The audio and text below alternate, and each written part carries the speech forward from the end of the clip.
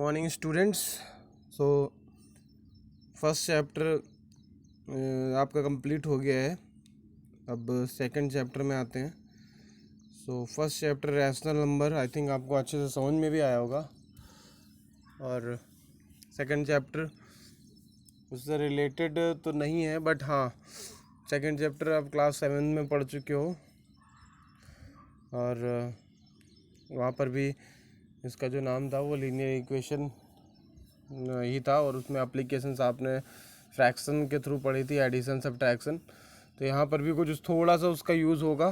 Fractions को आप add, subtract, divide और मल्टीप्लाई थोड़ा बहुत अगर आपको नॉलेज है तो आप इसको अच्छे से कर सकते हो। सो linear equation in one variable, पहले तो चैप्टर के नेम से ही समझते हैं कि ये है क्या। सो लीनियर को बाद में समझते हैं, पहले इक्वेशन को समझते हैं। सो इक्वेशन है क्या? इक्वेशन मैंने आपको बताया था कि इक्वेशन और एक्सप्रेशन दो अलग अलग चीज़ें हैं जो कि अलजेब्रा में आती हैं। ठीक है।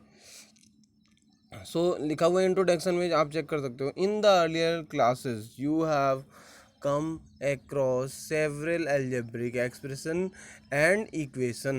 Some example of expression we have so far worked with are 5x, 2x minus 3, 3x plus y, 2xy plus 5, xyz plus xy plus x plus y plus z, x square plus 1, y plus y square. तो एक चीज़ देखो कि आपने 13 chapter या 12 chapter था class 7 में जिसमें आपने पढ़ा था एल्जेब्रिक एक्सप्रेशन। एल्जेब्रिक एक्सप्रेशन मैंने आपको बताया था कि इसमें कोई भी एलएचएस आरएचएस नहीं होती, इसमें एक सिंगल एक्सप्रेशन होता है जो कि मिलकर बना होता है कांस्टेंट एंड वेरिएबल के हेल्प से, और ये कांस्टेंट और वेरिएबल ऐड, सब्ट्रैक्ट, मल्टीप्लाई और डिवाइड होते हैं आपस में। ठीक है।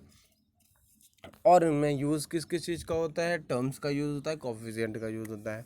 तो यहाँ पर जो एग्जांपल आपको दिया हुआ है 5x, 2x माइनस 3 लाइन में दिए हुए हैं, ये सारे एग्जांपल आपको अपने माइंड में अभी आ रहा होगा किसके हैं?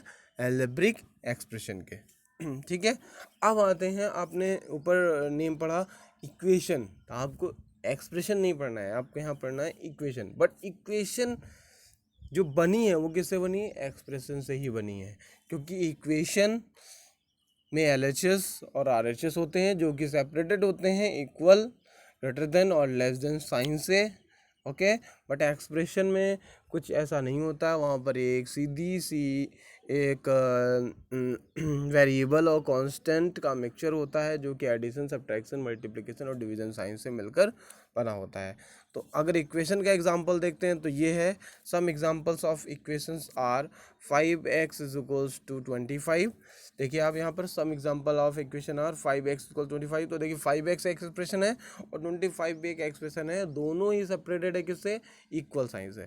उसके बाद 2x माइनस 3 एक एक्सप्रेशन है, इक्वल टू 9, इक्वल से सेपरेटेड है 9। ठीक है। 2y plus 5.2 is equals to 37.2। यहाँ 37.2 की जगह 0 भी हो सकता था, बट होना चाहिए, एलएचएस भी होनी चाहिए, आरएचएस भी होनी चाहिए, तो वो ही इक्वेशन बन सकती है। ठीक है। तो ये सारे जो एग्जांपल हैं ये आपके इक्वेशन के एग्जांपल हैं। अब आते हैं लीनियर में। तो लीनियर इक्वेशन, इक्वेशन का मतलब आप समझ गए। अब लीनियर क्या है? तो लीनियर है कि of these given expression many have more than one variable. For example 2xy plus 5 has 2 variable. ठीक है। 2xy अगर मान लो कोई एक्सप्रेशन लेते हैं, इन्होंने एग्जांपल दिया हुआ है 2xy प्लस 5, इसमें कितने वेरिएबल हैं? कितने हैं? 2 वेरिएबल हैं, बट आपको साफ साफ लिखा हुआ है लीनियर इक्वेशन इन 1 वेरिएबल। तो आपको 1 वेरिएबल वाला समझने में नहीं, ऐसे एक्सप्रेशन, ऐसी इक्वेशन जिसमें सिर्फ और सिर्फ एक अल्फ़ाबेट हो, उसके अलावा कोई दूसरा अल्फ़ाबेट उसमें वेरी ना कर रहा हो। ठीक है। तो वो हो जाएगी इक्वेशन इन वन वेरिएबल। अब लीनियर अभी भी बाकी रह रहा है, तो लीनियर के बारे में भी आगे समझ रहे हैं। However restrict to expression with only one variable when we form equations, moreover the expression we use to form equations are linear. This means that highest power of the variable appearing in the expression is one. Means variable तो one होना चाहिए, single होना चाहिए, दो variable अलग अलग नहीं होने चाहिए, सेम एक वेरिएबल होना चाहिए पूरे इक्वेशन में, और उसकी जो पावर होनी चाहिए वो मैक्सिमम पावर वन होनी चाहिए। उसके अलावा न टू न थ्री न फोर, ओनली वन। मीन्स उस पर अगर कोई भी पावर नहीं है दैट मीन्स उसकी पावर वन है, और जिसकी पावर, जिस इक्वेशन में वेरिएबल की पावर वन होगी वो इक्वेशन लीनियर इक्वेशन कहलाएगी, और उसमें वन वेरिएबल है तो वो हो जाएगा linear equation in one variable. इसके एग्जांपल हम देख लेते हैं। These are the linear expression. सबसे पहले लीनियर एक्सप्रेशन के एग्जांपल उन्होंने बताया है, 2x plus 1, 3y minus 7, 12 minus 5z। तो ये सारे एक्सप्रेशन ऐसे हैं जिसमें एक वेरिएबल है, एक सिंगल वेरिएबल है, उसके अलावा कोई दूसरा वेरिएबल नहीं, और इनकी पावर भी क्या है, वन है। These are not the linear expression.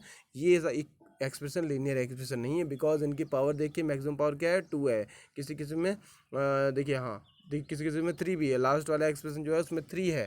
That means highest power is greater than 1, that's why these are not linear expression. Here we will deal with the equations with linear expressions in one variable. Only such equations are known as linear equation in one variable. The simple equation which you studied in the earlier classes were all of this type. Earlier classes में आप इसके type के equations पढ़ चुके हो, ये आपको बताया जा रहा है। Let us briefly revise what we known. हमको क्या मालूम है, तो देखिए यहाँ पर देखिए एक इक्वेशन उन्होंने ले ली है और 2x minus 3 is equal to 7 करा है।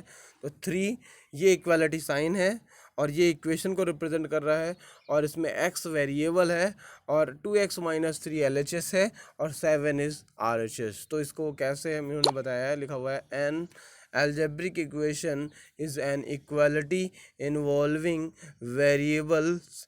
It has an equality sign. The expression on the left of the equality sign is the left hand side. The expression on the right of the equality sign is the right hand side. समझ में आ गया ना। उसके बाद आते हैं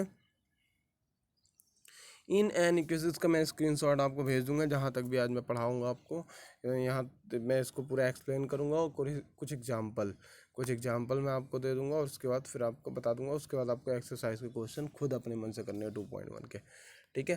तो लिखा हुआ है in an equation the values of the expression on the LHS and RHS are equal, ठीक है। तो इसमें इक्वेशंस का मतलब क्या होता है कि LHS में जो एक्सप्रेशन है वो RHS की वैल्यू के इक्वल होगा, ओके। जैसे 2x माइनस 3 मीन्स उसको सेटिस्फाई करना चाहिए LHS और RHS, तभी इक्वेशन बनेगी। जैसे 2x माइनस 3 उसको 7 है, तो x की कौन सी ऐसी वैल्यू रखी जाए, x की ऐसी कौन सी वैल्यू रखी जाए यहाँ पर ताकि 2x माइनस 3 7 के इक्वल हो जाए, तभी तो LHS RHS के इक्वल होगा। तो यहाँ पर लिखा हुआ है this happens to true only for the certain values of the variable. These values are the solution of the equation. तो अब 2x माइनस 3 इजको 7 है कोई इक्वेशन, इसमें x की कौन सी वैल्यू, हर एक वैल्यू के लिए तो 1 अगर रखते हैं यहाँ पर, तो यहाँ पर क्या आ जाएगा -1। तो क्या RHS के इक्वल हो रहा है, नहीं हो रहा है। x को 2 रखते हैं तो 2 ज़ा 4, -3 1 आ रहा है, नहीं हो रहा है। 5 रखते हैं, 5 2 ज़ा 10, -3 इज इक्वल्स टू कितना हो जाएगा 7। 10 माइनस 3 कितना हो जाएगा 7। दैट मीन्स LHS और RHS इक्वल आ गए, तो x इक्वल्स टू 5 वैल्यू इस इक्वेशन का क्या होगी, सॉल्यूशन होगी। आप डायरेक्टली फाइंड कर सकते हो, ऐसा नहीं कि आपको एक सिंगल वेरिएबल रख करके करना है। कैसे आप डायरेक्टली फाइंड कर सकते हो, देखिए मैंने आपको लास्ट क्लास में बताया भी था कि आपको वेरिएबल वाले टर्म को सेपरेट रखना है और कांस्टेंट वाले टर्म को कांस्टेंट के साथ ले जाना है। तो यहाँ पर वेरिएबल वाला टर्म कौन सा है 2x, और कांस्टेंट वाला टर्म कौन सा है 3 और 7। तो 3 को जब आप राइट हैंड साइड में ले जाओगे तो 3 के साथ माइनस साइन है, वो अपने साइन को चेंज कर देगा, तो हो जाएगा 3 + 7, 7 + 3 भी बोल सकते हो उसको, according to the commutative property. तो 2x = 10 हो जाएगा, तो x = 10/2, तो x = हो जाएगा 5, ओके, तो x इक्वल टू 5 और यहाँ से x की वैल्यू जो 5 आई यही आपका आंसर हो गया और आप लिख सकते हो 5 is the solution of this equation. Okay, so how to find the solution of equation, मैंने आपको प्रोसीजर भी बता दिया। अब एग्जाम्पल नंबर 1 बिल्कुल ऐसे ही देखिए फाइंड किया गया है। उसके बाद example number 2, 2y plus 9 is equal to 4। Exercise number 4.1, 4.2, 4.3 में आप ऐसे क्वेश्चन कर सकते हो, रिमाइंड करिए क्लास। उसके बाद आते हैं 2y plus 9 is equals to 4, तो 2y is equals to 4 minus 9, तो 2y is equals to minus 5, y is equals to minus 5.2। Okay, तो ये आपका minus 5.2 is the solution of this equation. Okay, समझ में आ गया सबको? So y is equals to minus 5.2 इस इक्वेशन का सोल्यूशन होगा और यहाँ पर y is equals to minus 5.2 जब आप इस इक्वेशन में 2y plus 9 is equals to 4 में रखोगे तो LHS की वैल्यू 4 आ जाएगी और आप समझ सकते हो कि ये जो आपने सोल्यूशन निकाला है this is your correct solution. उसके बाद एग्जांपल नंबर 3 में आते हैं, x/3 plus y 5/2 is equals to minus 3/2। तो यहाँ पर फ्रैक्शन को सॉल्व करने का आपको तरीका मालूम होना चाहिए और x/3 के साथ वेरिएबल है तो this is the variable term और माइनस 3/2 इधर हो जाएगा माइनस 5/2 के साथ और फिर उसके हो जाएगा x/3 इसको माइनस 3/2 माइनस का 5.2।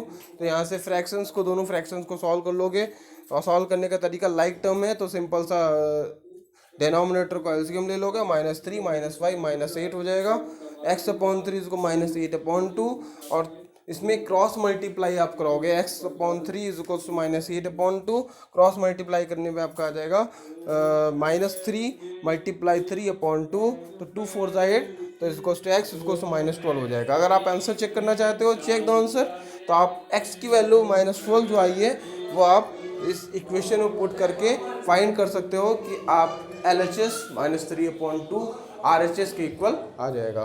तो इसके साथ ही आपको एक्सरसाइज 2.1 का स्क्रीनशॉट मैं आपको भेज दूंगा और एक्सरसाइज 2.1 आपको पूरी की पूरी सॉल्व करनी है। ओनली 12 क्वेश्चन है और आपको ये एक्सरसाइज फेयर कॉपी में सॉल्व करनी है, नीट एंड क्लियर राइटिंग में। If you have any doubt you can put the comment in the comment box section in YouTube. Okay, thank you for listening me, have a nice day.